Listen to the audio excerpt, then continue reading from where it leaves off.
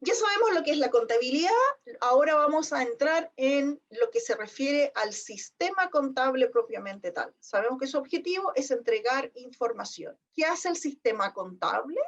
Es una serie de pasos, como dice acá, que registra la información y la convierte en estos estados financieros de los cuales hablábamos en la cápsula anterior.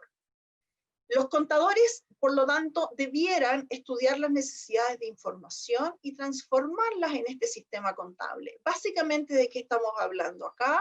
De un plan de cuentas que se adecue al modelo de negocios que nosotros tenemos.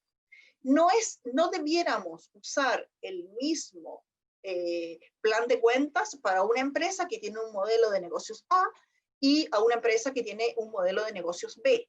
¿Por qué? Porque en realidad la forma de presentar la información y aquellos tópicos que queremos ver pueden diferir dependiendo del tipo de modelo o del modelo de negocios al cual se refiera la empresa. Entonces, la primera definición que se va a hacer dentro de la empresa a partir de su estrategia y de su modelo de negocio es cuál es el plan de cuentas adecuado para soportar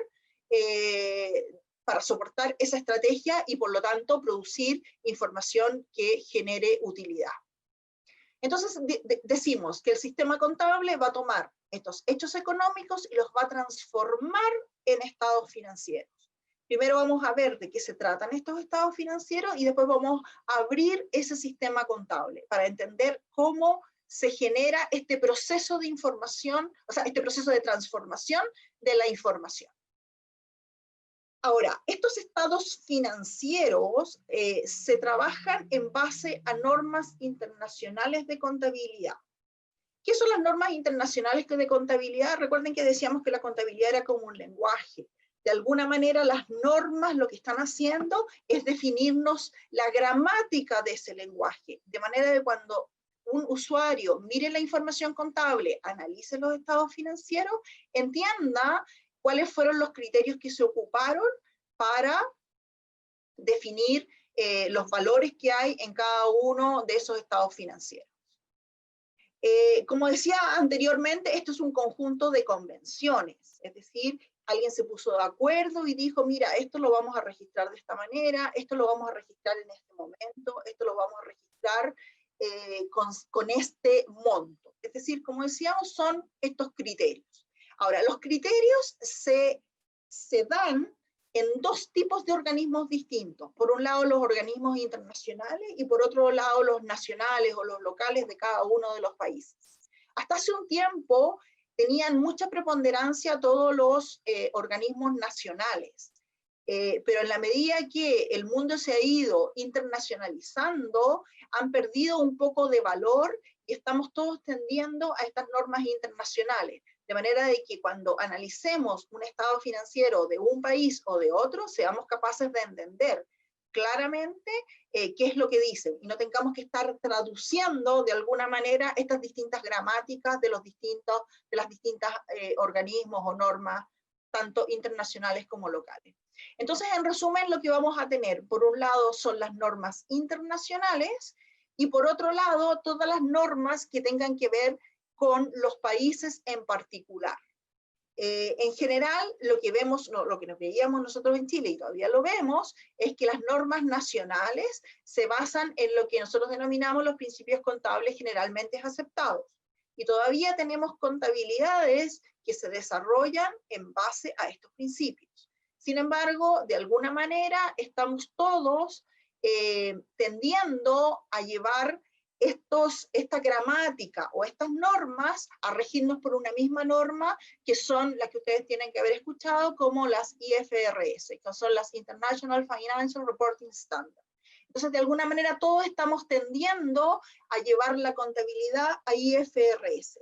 Sin embargo, es importante que ustedes sepan, cuando lean algún estado financiero, si ese está bajo las normas de los principios contables o de la IFRS, de manera de que esto no los lleve a equívoco. Un ejemplo de esto es la contabilización de los activos fijos. Por ejemplo, si yo tengo un inmueble y estoy contabilizando la contabilidad bajo los principios generalmente aceptados, ese inmueble dentro de la contabilidad va a tener un valor que se llama el costo histórico. ¿Qué significa el costo histórico? El valor al cual yo compré ese inmueble. Es el valor que aparece en la escritura, independiente de cuándo lo haya comprado. Si lo compré hace 20 años, igual ahí va a estar el valor actualizado, reajustado monetariamente, pero el valor al cual yo lo compré.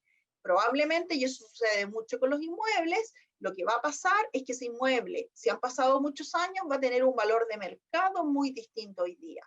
Las IFRS lo que hacen es que en ese tipo de activos, por ejemplo, los lleva o los registra a un valor actual, que normalmente se obtiene a través de una tasación. Entonces, lo que estamos diciendo es que dependiendo del tipo de norma que esté rigiendo el estado financiero, va a cambiar la forma de lectura que yo tenga que hacer. Ahora, estos estados financieros, en definitiva, lo que van a hacer con esta gramática, van a permitir mostrar dentro de estos estados dónde, por ejemplo, dónde y cuándo se gastan los recursos, que lo va a mostrar el estado resultado, ya lo vamos a ver. Ahí van a estar los ingresos y los gastos de la compañía. ¿Cuáles son los compromisos que se han asumido? Eso lo vamos a ver en el balance. ¿Cuáles son las obligaciones a las cuales tiene que responder la empresa?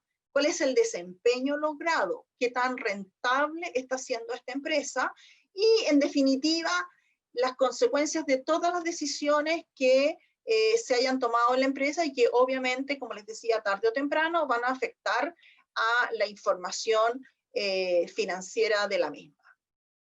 Las fuentes de información, por lo tanto, para efectos de toma de decisiones, las vamos a dividir en dos. Primero, los estados financieros básicos, que son aquellos estados financieros que vamos a tener que confeccionar, sí o sí, independiente de quién esté mirando la información.